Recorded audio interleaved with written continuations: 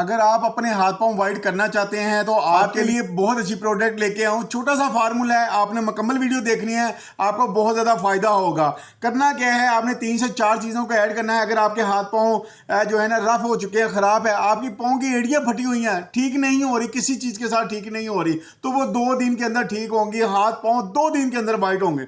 छोटा सा फार्मूला है, देख लीजिए, आपको बहुत अच्छा रिजल्ट मिलेगा। आपने क्या करना है, ट्री डॉक्टर की आपने 100 फीट क्रीम लेनी है, बहुत अच्छा रिजल्ट है इसका।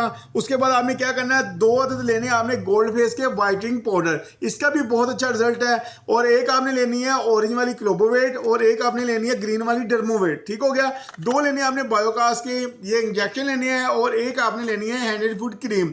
ये आपने 3 से 4 चीज़ें हैं, इसको मिक्स कर लेना है अच्छे तरीके के साथ। मिक्स करके आपने नाइट में इसको लगाना है अपने हाथ और पाँव पे। ठीक हो गया। इंशाल्लाह आपको बहुत अच्छा रिजल्ट मिलेगा। 2 दिन में इसका रिजल्ट है और